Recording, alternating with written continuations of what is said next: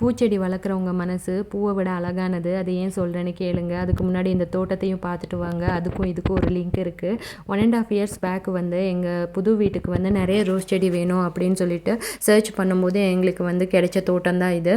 இந்த தோட்டம் வந்து பெங்களூரில் வந்து ஒசூர் போகிற வழியில் இருக்குது. இது என்னென்னா, இந்த பெங்களூர் அவுட்ஸ்கர்ட்டில் இருக்கிற நிறைய வந்து இந்த ரோஸ் செடிங்களுக்கு சாப்ளிங் அனுப்புகிற ஒரு தோட்டங்க. ஸோ அவங்கக்கிட்ட போய் கேட்கும்போது அவங்களும் எடுத்துக்கங்க அப்படின்னு சொன்னாங்க. ஸோ இந்த தோட்டத்தை எங்களுக்கு சுற்றி பார்க்கவே வந்து 1 hour ஆயிடுச்சு. அவ்வளோ டிஃப்ரெண்ட் வெரைட்டியான ரோஸ்கள் எல்லாம் இருந்துச்சு.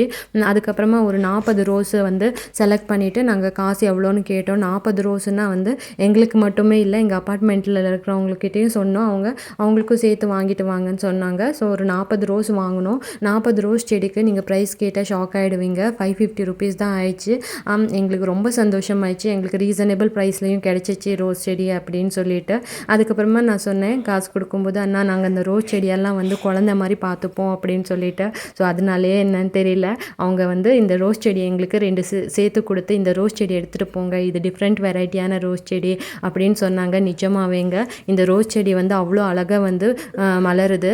இது வந்து இந்த மாதிரி ரோஸ் செடி நான் எங்கேயுமே பார்த்ததில்ல. டார்க் பிங்க்கில் ஒரு ஆர்டிஃபிஷியல் ஃப்ளவர் மாதிரி இருக்கும். அப்புறமா இந்த ரோஸ் செடியெல்லாம் வந்து நாட்டு வெரைட்டியானது.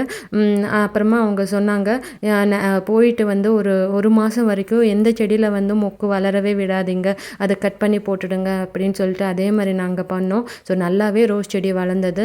நெக்ஸ்ட்டு நீங்கள் இந்த பார்த்துட்ருக்கீங்களா, இதுவும் வந்து அவங்கக்கிட்ட தான் வாங்கினது. இது வந்து 1 month நல்லா பூ பூக்கும். அதுக்கப்புறமா 2 months வந்து ரெஸ்ட் மோடுக்கு போயிடும். இந்த ரோஸ் செடி மட்டும் இல்லைங்க, எல்லா ரோஸ் செடியும் அதே மாதிரி தான். இதெல்லாம் ஸ்டார்டிங் அவங்கக்கிட்ட வாங்கிட்டு வந்து நாங்கள் வைக்கும்போது நிறைய வந்து மொட்டுக்கள் வந்துச்சு. அந்த கிளிப்ஸு தாங்க இதெல்லாம். ஸோ இதனால அவங்க நிறைய ஃபர்டிலைசர் போட்டிருப்பாங்களே அதனால். ஸோ நல்லாவே பூக்கள் கொடுத்துட்டு இருந்துச்சு. ஸோ அதனால தான் சொன்னேங்க, நான் இந்த பூ வளர்க்குறவங்க மனசு வந்து பூவை விட அழகானது அப்படின்னு சொல்லிட்டு. இந்த வீடியோ உங்களுக்கு பிடிச்சிருக்குன்னு நினைக்கிறேன். என்னோடய சேனலுக்கு நீங்கள் புதுசாக இருந்தால் ஒரு சப்ஸ்கிரைப் பண்ணுங்கள். அது மட்டும் இல்லாமல் லைக் பண்ணுங்கள். ஓகே ஃப்ரெண்ட்ஸ், இது உங்கள் கலை பெங்களூர். பாய் பாய்.